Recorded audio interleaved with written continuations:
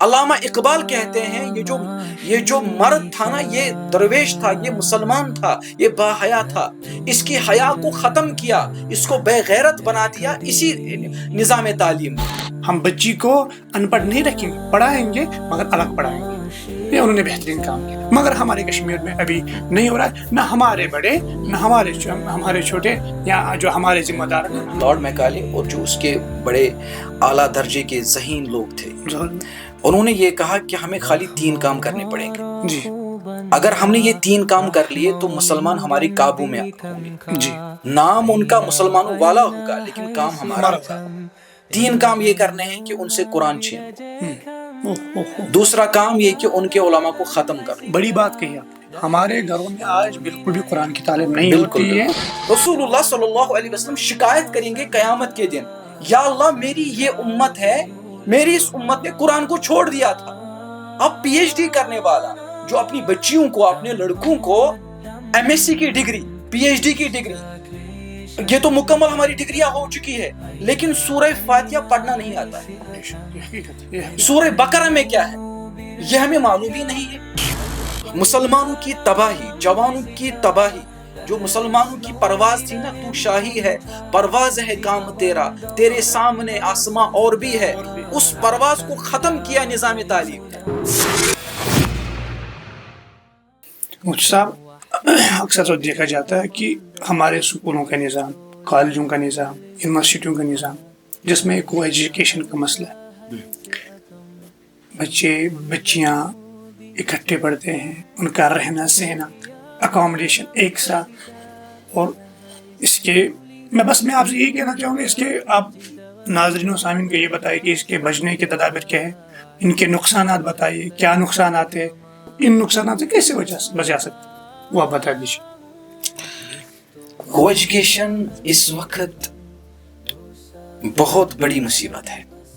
جی، مفکرین نے یہاں تک لکھا ہے کہ اس امت میں جتنے بڑے بڑے حملے ہوئے، جی، بڑے بڑے حملے ہوئے، عقائد میں حملے ہوئے، بہت بڑے گمراہ افراد پیدا ہوئے جنہوں نے امت کو گمراہ کیا، سب سے بڑا فتنہ یہی نظام تعلیم، انگریزوں کا نظام تعلیم، جی، جو لارڈ میکالے یہاں آیا، جس تعلیم کو یہاں لارڈ میکالے نے ہندوستان میں لایا۔ کو ایجوکیشن کی تباہی کا اندازہ آپ اس بات سے لگا سکتے ہو کہ اس وقت پوری امت مسلمہ میں جو ہماری بچیاں، ہماری بہنیں اس تعلیم میں ملوث ہیں، تقریباً اکثروں کی عزت اللہ بچائے محفوظ نہیں ہے اس وقت۔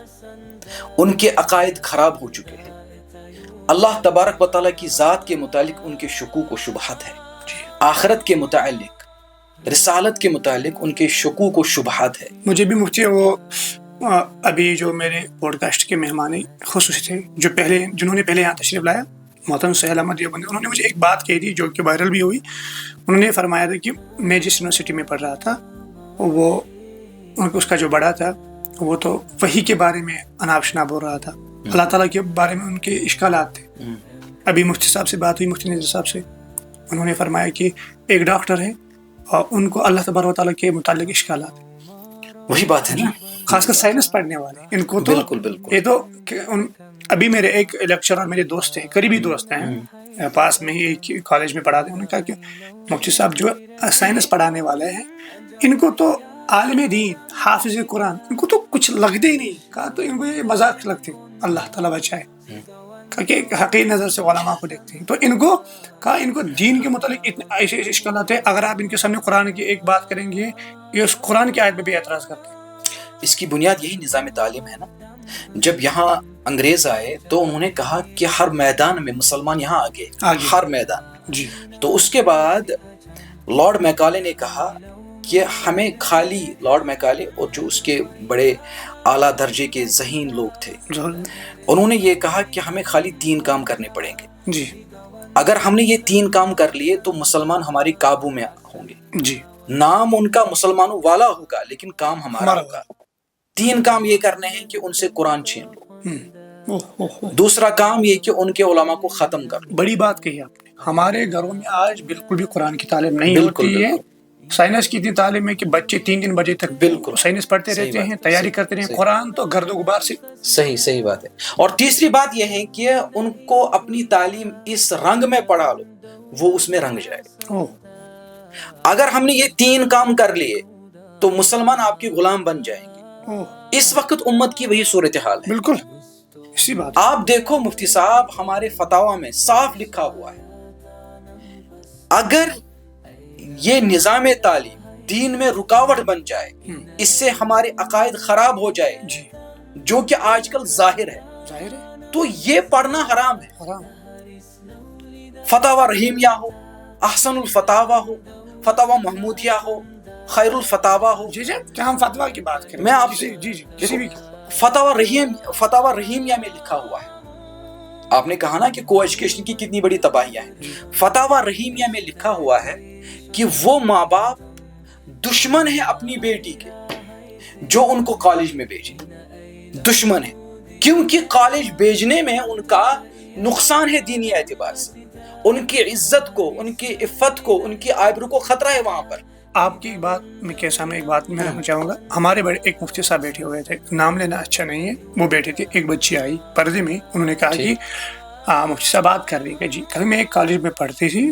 ہاں ٹھیک ہے، کیا پھر کیا ہوا؟ کہ ایک لڑکا تھا جو شادی کے وعدے کر رہا کہ میں شادی کروں گا، میں یہ کروں گی، یہاں تک کہ 3 سال تک میرے ساتھ وہ اس نے مجھے ننگا کیا، اس نے مجھے 3 سال ننگا کیا، 3 سال تک زنا کیا. اب اس کی شادی کہیں اور ہو رہی. میں نے اس کو بولا کہ میرے ساتھ نکاح کرو، ماننے کے تیار نہیں کہ میں نے جو مجھے آپ سے لینا تھا، ہم صاف الفاظ میں کہیں گے جو خواہش مجھے آپ سے لینی تھی وہ میں نے لے لی، اب مجھے آپ ضرورت نہیں ہے. آپ کی بات صحیح بالکل.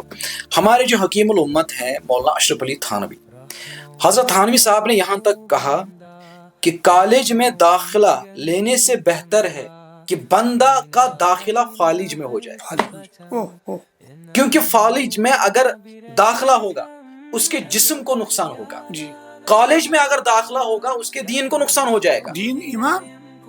حضرت تھانوی کو یہ کہا گیا، حضرت کشمیر میں لوگ بنکی کا کام کر رہے تھے، ایک نامناسب پیشہ، وہ کام کر رہے تھے. اب انہوں نے وہ چھوڑ دیا ہے، اب وہاں تعلیم شروع ہو گئی. تو حضرت تھانوی نے فرمایا کون سی تعلیم؟ فرمایا انگریزوں والی تعلیم. تو حضرت تھانوی نے کہا ارے وہ بنگی کا پیشہ اس سے بہتر تھا، کیونکہ اس سے نجاست لگتی تھی ظاہراً، اس سے انسان کا، مسلمان کا ظاہر گندا ہو جاتا تھا لیکن اس کا باطن گندا نہیں ہو جاتا تھا.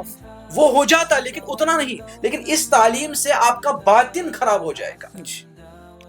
اور شیخ الہند محمود حسن رحمت اللہ علیہ نے یہاں تک کہہ دیا کہ جو ہم دیکھتے ہیں کہ انگریزوں کی اس تعلیم کے یہی اثرات ہیں جو ہم دیکھتے ہیں کہ اس سے ہم نصرانیت کے رنگ میں رنگ جاتے ہیں، اس سے ہمارے عقائد خراب ہو جاتے ہیں. اس سے بہتر تو یہی ہے کہ ہم جاہل ہی رہیں. نقوش اقبال ایک کتاب ہے مولانا ابو الحسن ندوی کی، اس میں پورا رد ہے نظام تعلیم، پوری کتاب اسی پر لکھی گئی ہے. علامہ اقبال کے جو اشعار ہیں ان کی تشریح کی ہے مولانا ابو الحسن ندوی نے. اس میں لکھا ہے کہ علامہ اقبال کے نزدیک مسلمانوں کی تباہی، جوانوں کی تباہی، جو مسلمانوں کی پرواز تھی نا، تو شاہی ہے پرواز ہے کام تیرا، تیرے سامنے آسماں اور بھی ہے، اس پرواز کو ختم کیا نظام تعلیم نے. علامہ اقبال کہتے ہیں یہ جو مرد تھا نا، یہ درویش تھا، یہ مسلمان تھا، یہ با حیا تھا، اس کی حیا کو ختم کیا، اس کو بے غیرت بنا دیا اسی نظام تعلیم نے. کشمیر سے باہر کی بات کروں گا، جمعیت علماء ہند جو ہے انہوں نے بہترین کام کیا، اور کام یہ ہے کہ انہوں نے کو ایجوکیشن کو ختم کیا. ابھی مفتی محمود مدنی صاحب سے سوال ہوا تھا آپ کی عدالت میں، وہاں ان کے بڑے وہ بیٹھتے، نام کا مجھے غالباً یاد نہیں ہے، تو ان سے سوال ہوا آپ کی عدالت میں، ایک شو ہے، بہت بڑا شو ہے، ہندوستان کا بڑا شو ہے، وہاں ان سے سوال ہوا، میں وہ ویڈیو دیکھ رہا تھا، ایک ساتھی نے بھیجا تھا، ان سے سوال ہو رہا تھا کہ حضرت آپ نے کو ایجوکیشن کو ختم کیوں کیا، یہ آپ کیوں نہیں کرنا چاہتے؟ اس نے کہا کہ ہمارا مقصد ہے جو بچیوں کو الگ کرنا، بچوں کو الگ کرنا، ہمارا مقصد ہے بچی کو پڑھانا. ہم بچی کو ان پڑھ نہیں رکھیں گے، پڑھائیں گے مگر الگ پڑھائیں گے. یہ انہوں نے بہترین کام کیا. مگر ہمارے کشمیر میں ابھی نہیں ہو رہا ہے. نہ ہمارے بڑے نہ ہمارے چھوٹے یا جو ہمارے ذمہ دار ہیں اس پر کبھی مجھے جو نظر میں آیا. مفتی صاحب ایک بات, اہل مدارس والے جو ہیں, جو بچے ہمارے مدرسے میں پڑھتی ہیں ان کے یہاں وہ نظام ملتا رہتا ہے کہ وہ بچوں کا الگ کرتے ہیں. وہاں کسی کیا کہتے ہیں مرد جو ٹیچر ہے وہ نہیں پڑھاتا ہے کیونکہ وہاں میڈم کا سلسلہ. مگر اگر باہر ہم نظام یہ دنیائی تعلیم کی بات کریں گے وہاں ایسا ماحول نہیں پایا جاتا. یہ ایک بہت بڑی مصیبت ہے. ہمارے یہاں دونوں جگہ ہونا چاہیے. اگر دینی تعلیم کا جو ہے یا دنیائی تعلیم کا, ہاں اگر الگ الگ ہوتا بہترین ہوتا. مگر دنیائی تعلیم کے حساب سے کوئی اقدام آج تک نہیں اٹھایا گیا. وہ مقابل دین کے الحمدللہ ہمارے جو مدارس بچوں کے وہاں یہ چیز پائی جاتی ہے, مگر دنیائی تعلیم نہیں. بالکل بالکل بالکل. وہی میں آپ سے عرض کر رہا تھا کہ اس کے جو بڑے بڑے نقصانات ہیں وہ یہی ہے. آپ خود اندازہ لگاؤ کہ ہم اپنی بہن کو روانہ کرتے ہیں کالج, وہاں وہ ہوتی ہیں غیروں کے ساتھ. بالکل. وہاں دیکھنا ہوتا ہے. اچھا, حدیث میں آیا ہے کہ دیکھنے والا اور جو بد نظری کا ذریعہ بن جائے اللہ کی لعنت ہو ان پر. وہ لعنت کا ذریعہ بن رہے ہیں یہ لوگ. اچھا, غیر محرم کے ساتھ وہاں باتیں ہو رہی ہے, بالکل ہوتی, غلط تعلقات قائم ہو رہے ہیں وہاں پر. کتنی برائیوں کی جڑ ہے یہی نظام تعلیم, یہاں سے تو پڑھنے کے لیے جاتے ہیں. آپ کے سامنے کتنے واقعات, آپ نے ایک واقعہ بھی فرمایا تھا اپنے بیان میں کہ ایک کشمیری بچی وہ اچانک میرے پاس آئی. آپ نے تو اس واقعے کا تذکرہ کیا. اچانک اللہ پاک نے میرے سے ملایا کہ میں اپنے کمرے میں بیٹھا ہوا تو اچانک 2-3 افراد آئے, ان کا نکاح پڑھانا ہے. آپ نے بولا کون, کیا آپ کے گھر والے کہاں؟ میں کسی مسجد میں پڑھا ہوں. میں نے بولا نہیں, یہ تو شاید باہر پڑھ رہی تھی وہ بچی, شاید آپ نے بتایا کہ وہ باہر پڑھ رہی تھی اور وہ موبائل پہ اس کے ساتھ تعلق, موبائل پہ اس کا تعلق. تو آپ نے فرمایا کہ وہ شاید ہندو یا سکھ تھا, وہ کوئی غیر مسلم تھا.